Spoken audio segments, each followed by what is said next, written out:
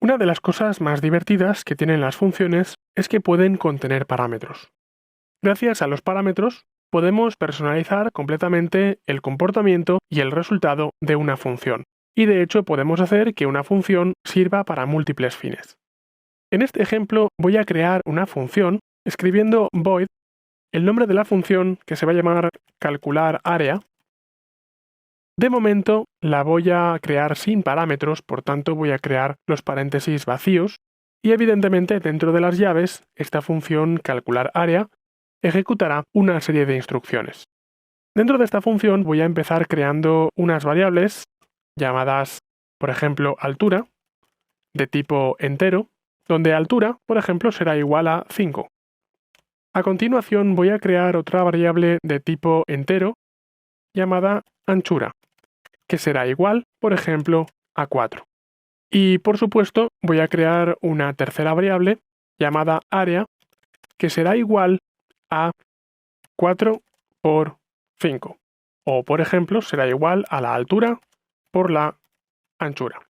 De esta manera, en último término, esta función ejecutará una instrucción llamada console.writeLine y dentro de esta instrucción voy a escribir el área.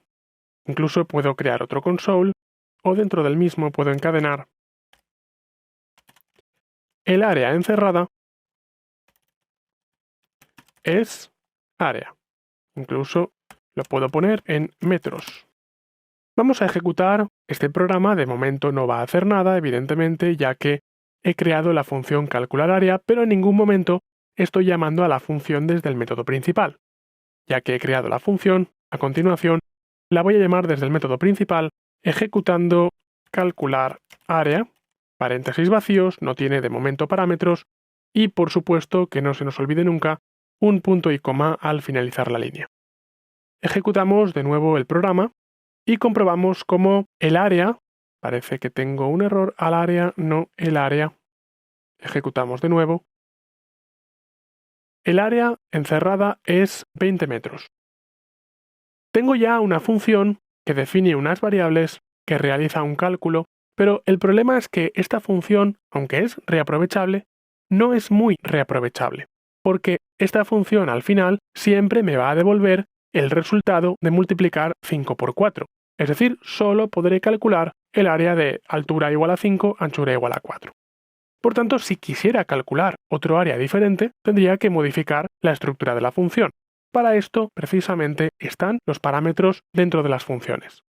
Voy a aumentar muchísimo la manera en la que puedo reaprovechar una función si en lugar de definir unas variables fijas, las voy a borrar de aquí, las defino dentro de los parámetros de la función. Dentro de los parámetros de la función voy a crear varios argumentos separados por comas, eso sí. Por tanto, voy a poner int altura, coma, para separar otro parámetro, int anchura. Ya que estoy definiendo aquí altura y anchura, tengo que previamente definir y tipificar qué tipo de variable voy a usar. Fijémonos en este caso que altura y anchura ya no están definidos dentro de la función. Tendré yo que definirlos al llamar a esta función. De esta manera va a haber una pequeña mala noticia y una muy buena noticia. La mala noticia es que ya no puedo llamar a la función con los parámetros vacíos, ya que la función está esperando a que yo le proporcione una altura y una anchura. Si intento ejecutar esta función sin parámetros, el resultado será que me dará un error. Sin embargo, la gran buena noticia es que voy a poder calcular tantas áreas como quiera sin tener que modificar la función principal. ¿Cuál es el área de 5 por 5? Fijémonos, aunque quiero averiguar el área de 5 por 5, he escrito 5,5, ya que el separador entre parámetros de una función es la coma. El resultado de la función es, el área encerrada es 25 metros. Puede no parecer muy espectacular hasta este punto, pero lo divertido viene ahora, y es que si ahora empiezo a duplicar la llamada a la función, podré averiguar el área de 4 por 3, el área de 10 por 5 y el área de 10 por 10. Ejecutamos y comprobaremos, como en este caso dice, el área encerrada es 25 metros, es 12 metros, es 50 metros, es 100 metros. Fijémonos que llegados a este punto ya empieza a ser muy evidente cómo de útil nos van a ser las funciones y más adelante los objetos para poder reutilizar código. No es solo que hemos podido repetir el código de una función de manera estática, sino que incluso hemos convertido en una función en un programa dinámico que se adapta a las condiciones que le hemos dado. No es solo que tenemos que crear una función para cada ejecución, sino podemos crear una función y adaptar su ejecución a los parámetros que nosotros queramos.